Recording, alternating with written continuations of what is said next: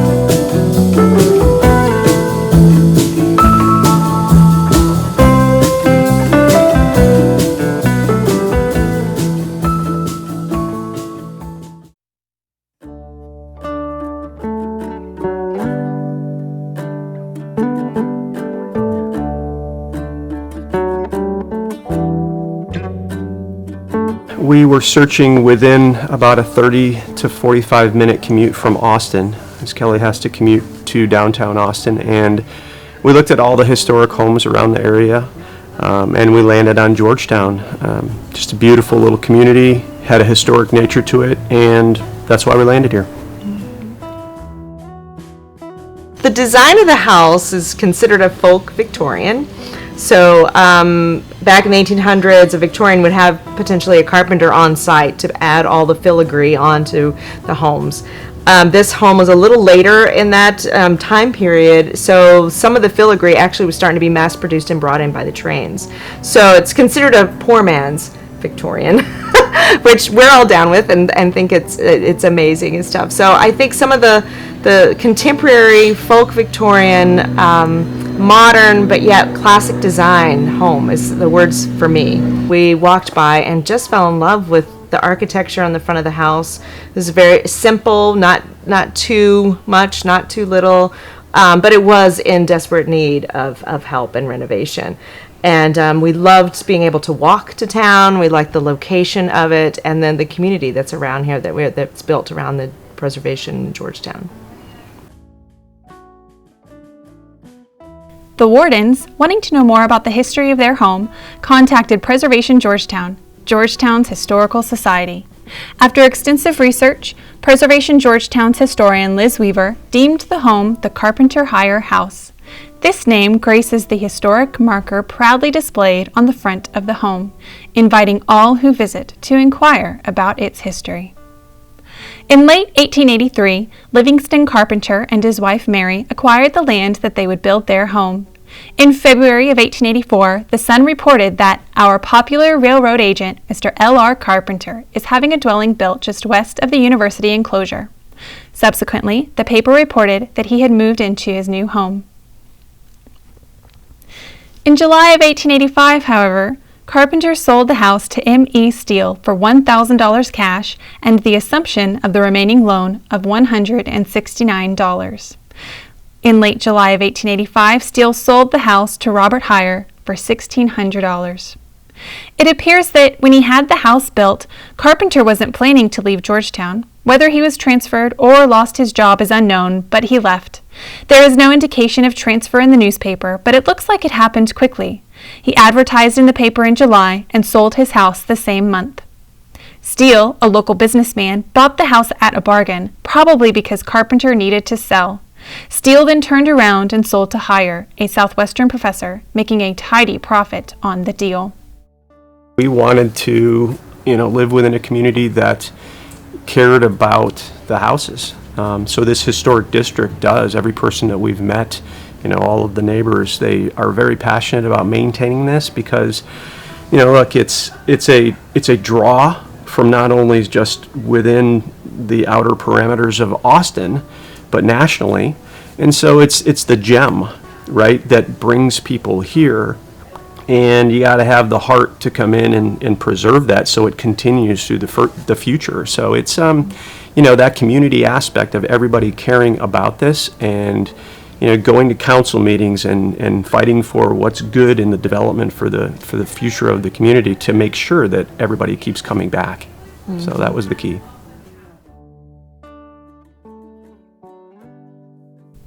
In July of 1885, Dr. Robert Hyer purchased the house. He is known as the first president of Southwestern University and for designing the first Methodist church in Georgetown.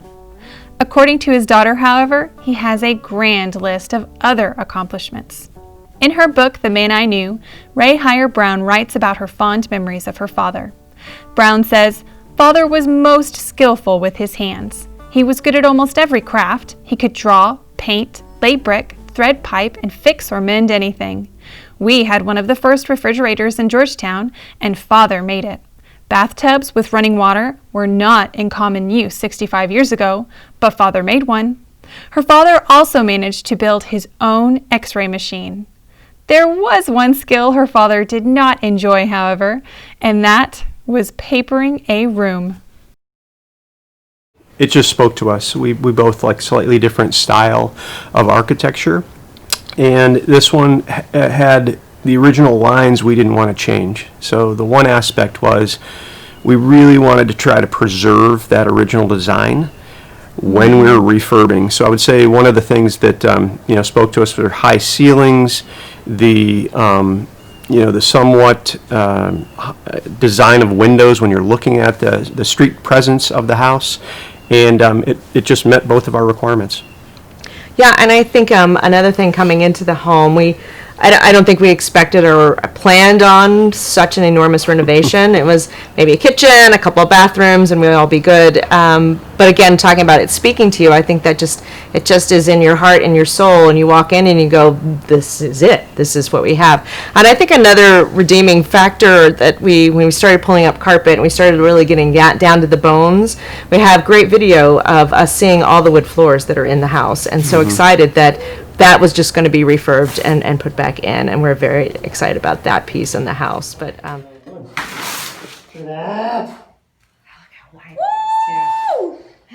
Wow! That's so awesome. Yes!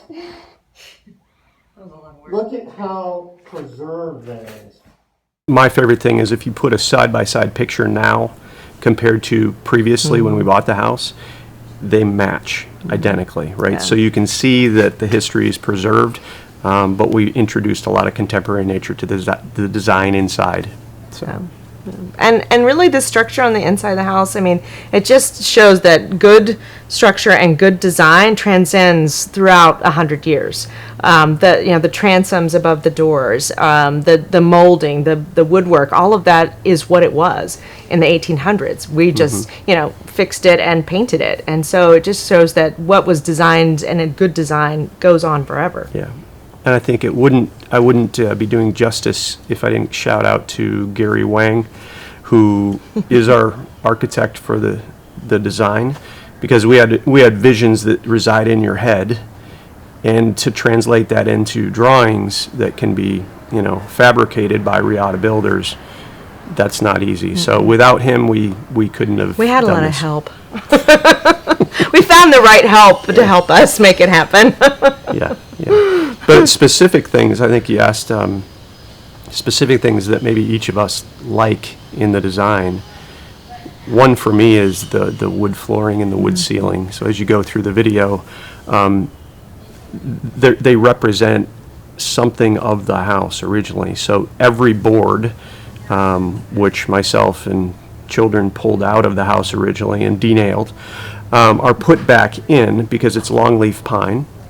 And so there's a pattern of 7-inch, 5-inch, 4-inch, and 3-inch in the floor, and that represents floor joists, walls, ceilings, original ones put back in. So that's meaningful to me. Yeah.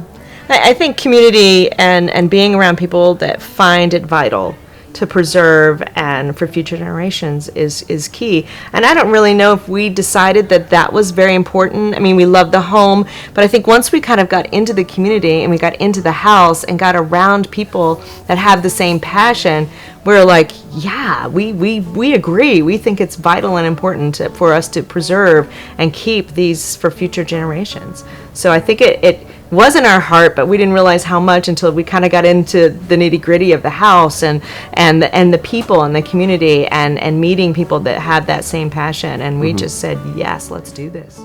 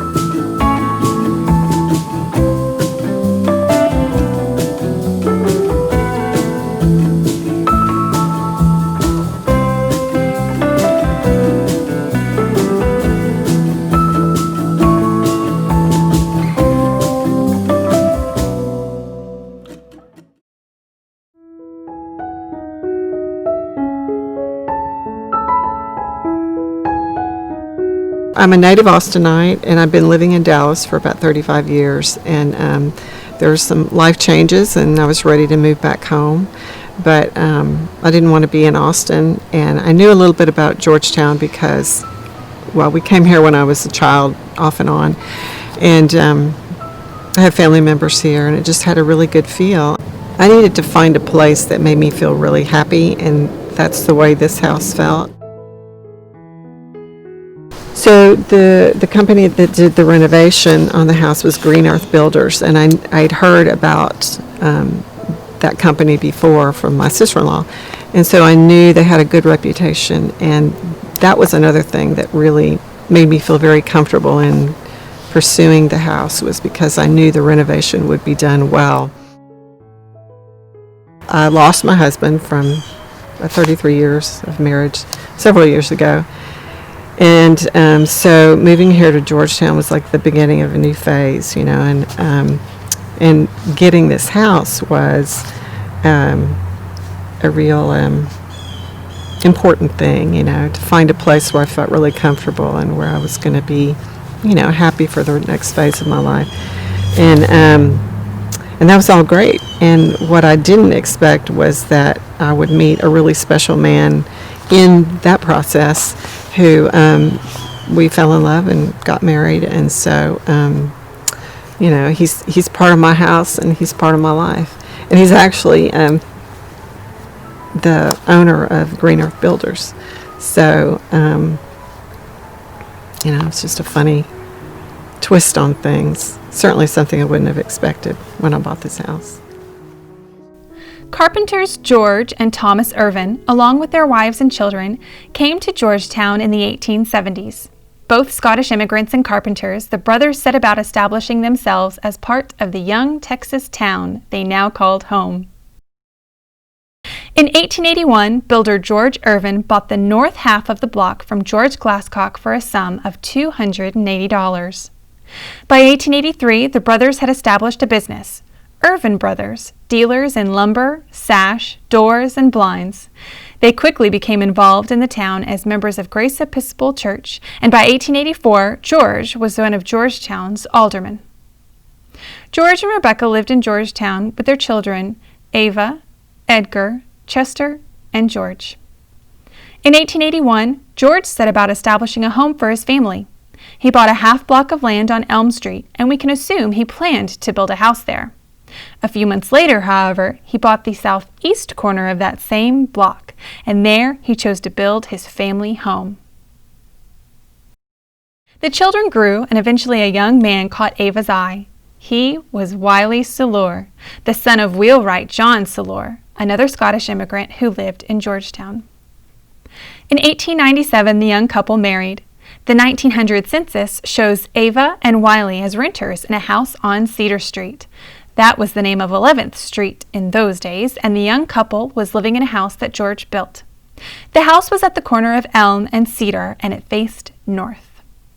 The 1900 Sanborn fire map shows the block bounded by Elm, Cedar, Ash, and University. The northwest corner is Ava and Wiley's house, and the southeast corner is George's house. Ava and Wiley stayed in the little cottage a few years before moving on, and in 1902, Irvine sold the cottage to jeweler A.S. Rosebrow and his wife, Carrie. In 1904, however, the couple decided to move to Oklahoma and sold the little cottage to Charles Fabian and his wife, Emma. I love things that are old and that have a history, you know, that have a previous life. And this area and having an older home just appeals to me. I feel like it's an honor, you know, and I feel like it's an honor to be able to step in the new shoes of an old house and kind of, you know, respect its history and really bring new life into it so that it can, you know, it can further its existence. Fabian was a bank bookkeeper, and they kept the house for 10 years, eventually selling to Theodore Stewart. The Stewarts were a big family. By 1920, Theodore had married and moved to Olive Street, and the little house on 11th was occupied by his mother Melissa, her mother Mary Minton, 3 of Melissa's daughters, and 4 of her grandchildren. The 1916 Sanborn map shows the addition to the front porch, but the house must have been bursting at the seams. The next few years brought big changes to the house, and by the 1930 census, the front door had been moved to the Elm Street side. The Stewarts were an integral part of Georgetown. All three of Miss Stewart's daughters were public school teachers, with Julia and Edith teaching at the Georgetown Public School just a couple of blocks from their house. The house stayed in the Stewart family until 1943, when it was sold to Dr. O.W. and Nell Benold. Following that, Ray and Mary Nell Hodges owned the house from 1948 to 2003, and the home finally became the property of St. John's United Methodist Church in 2006. In 2008, the house, which had been a rental, came up for sale, and neighbors Linda and Greg Austin decided to buy it and make it an attractive family home again. They put together a plan and hired John Lawton, owner of Green Earth Builders, to restore the home. Through the renovation, Lawton straightened sloping floors that were previously enclosed porches, relocated a bathroom to a central point in the house, and added a sitting area and master bedroom to the rear of the house. Remaining from the original home, though, is the living room area with its high beadboard ceiling. I would drive past it every day, and I watched the progression of the renovation, and I'd walk through here, just to kind of every once in a while walk through it when they were working on it. The guys doing the renovation were real friendly and would always say, "Hey, come on in." So I kind of, watched a couple of phases happen, and anyway, it all worked out, and it was mine. But the turning point in my interest really was when the yellow trim and the front door went up, because yellow is a really happy color for me. And so when the yellow went up, that's when I really went into action to see if there was already a contract on the house, if it was still available or what. And so it was meant to be, I think. It just felt like mine. And really, anybody who knows me very well at all, family or friends who saw the house before or even after I bought it, and they just said, it's you, it just says you all over it. So it was just, just had the feel. The layout was good, and like I said, lots of windows, lots of light, a nice yard, front porch. It really has ended up being exactly what I thought. I mean, I spend a lot of time in the yard and on the front porch. I love that. I love that there's a little workspace here in the garage. I really love the sunroom in the back. I just like having a lot of light. One of the things that I love about the house is that they took out, all the windows were reworked. I think in the beginning none of them were functional, opening, but now they all open, which is so great, for a house this age to be able to open the windows. And I hope that it feels to other people who come. I hope that it feels like a warm and welcoming place, like a place where my friends and family can come and feel at home, and feel relaxed. And I think that they do.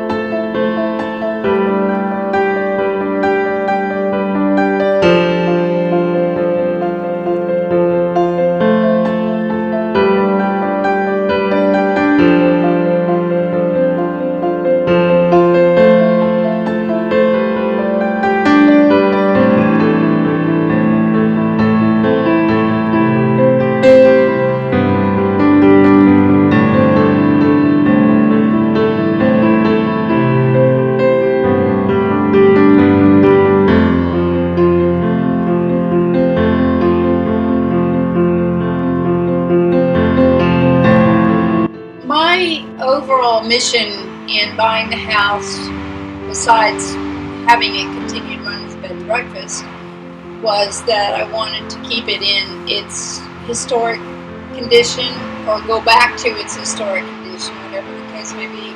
I did not want to make a lot of changes to it structurally. I just wanted to restore it and just, bring out its full beauty and potential. In 1904, Dr. Hyer decided to build a family home near Southwestern University. The Sun reported that Dr. Hyer is having a new residence constructed on University Avenue, just south of the university building. The Belford Lumber Company have the contract. In 1904, the Sun reported that Hyer's new residence just opposite of the university is nearing completion. It is a beautiful 10-room building, modern, convenient, and artistically designed. It is indeed a credit to Georgetown and the university vicinity. Fast forward to 1910, and as you can see on the census, the Sells family now owned the home. Unfortunately, in December of 1918, the Sells home caught fire. The fire department arrived on the spot with all possible dispatch and was assisted by the Student Army Training Corps who lived on the campus. The SATC was the World War I equivalent of ROTC. Miss Sells was so thankful, she decided to write a card of thanks. After the fire, the family decided to rebuild. A fire suppression system was added on both floors, which is still present today. So I've known about this house all my life. We moved into an apartment and we're looking at houses, and this is one of the ones we looked at. And we loved it.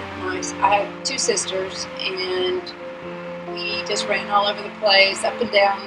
There's a back staircase, and fell in love with it. And I always wished that we had bought this house, but we ended up buying a different one. My husband and I have always loved the idea of preservation, of preserving our past, of admiring the skill and the design and the evolution of different styles, and saving the old houses and appreciating them for what they added, what they represent, the history that they hold. The Milburns bought the home in the late 90s and did an incredible amount of refurbishing.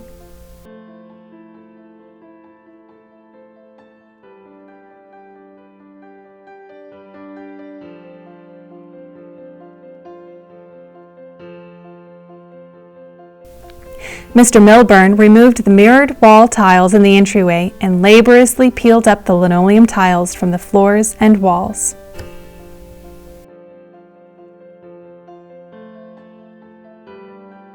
I have done a lot of work, but it's the contractor that I have is very good. He specializes in old houses, and they do as little of putting in new materials as they have to keep the house original. So Painting was a good example of that. Roger started with the garage as we narrowed down exactly what colors to go with, but they would treat the old wood, take off some of the rough parts, patch things that needed patching, maintain the original, and then hand paint a base coat, hand paint the other coat, so the whole house was hand painted. And then we found a guy who could take the paint off the bricks without using sand. So he used a different substrate to blast it off, but it's still a very messy process. And so we restored the bricks back to where they were while painting this. And they look great. And then the floor. And then one of the last things was to do this floor here. And the porch was painted, has always been painted. And we have a very big porch. It was painted a gray color. Over a rust. And there were a couple layers. There were several layers of paint. There was red, there was gray, there was even green under here. So many colors of paint. And so when Roger, the contractor, got ready to repaint it, he said, "I think it's time to take all the paint off." He hired a special contractor to sand it, who came and started sanding it and revealing this lovely wood that we have. And this is the original porch. This is old growth hard pine. You cannot get wood like this anymore. There's no knots in it. It's full length boards. It's amazing. Entering through the front door reveals the front foyer with a mahogany built-in bookcase. Oak floors on the first floor are original, as is the long leaf pine flooring upstairs. All windows and doors are original. Many of the walls upstairs and down are upholstered, covered in elegant padded fabric. The dining room reveals a William Morris style wallpaper, also appropriate for the era.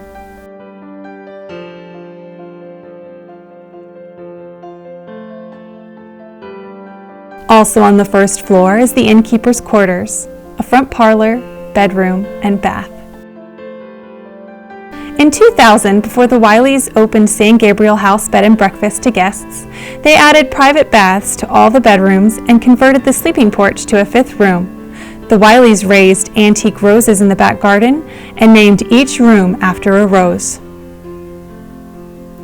Over the years, the room names have changed, but this room is still called Bishop Rose.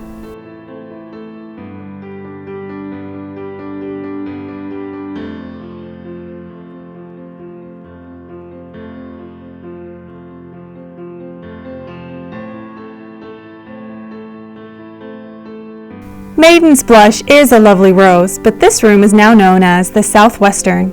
Two huge closets were cleverly converted to provide a private bath and separate oversized shower. The window and built-in cabinet in the bath were present in the original closet.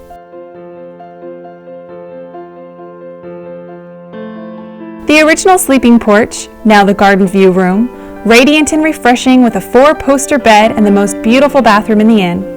As a sleeping porch, this room was made for maximum breezes, but very uniquely, all of the bedrooms have 3 walls of windows.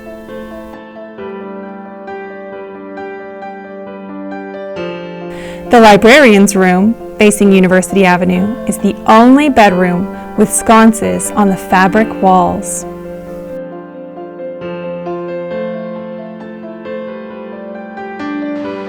Think about this house is 120 years old. How many of us would still be in this good shape when we're 120 years old? How many of the houses that they built today are still going to be standing 120 years from now? Whatever the foundation, whatever kind of foundation this is on, it is solid. I think we do have a shared vision, mission of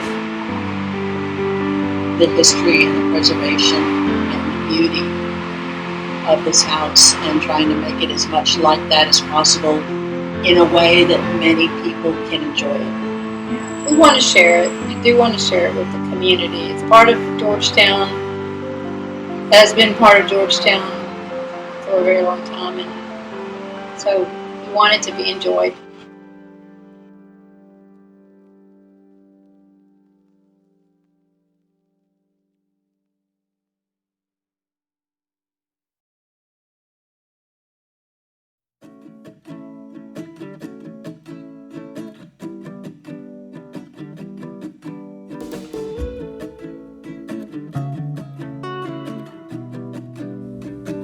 I hope you enjoyed the 2020 Preservation Georgetown Home Tour. Again, if you'd like to learn more about our organization, learn more about becoming a member, and make a donation to the Preservation Fund, please go to preservationgeorgetown.org. Your support and your participation in keeping Georgetown historic is greatly appreciated. Thank you. We hope to see you soon.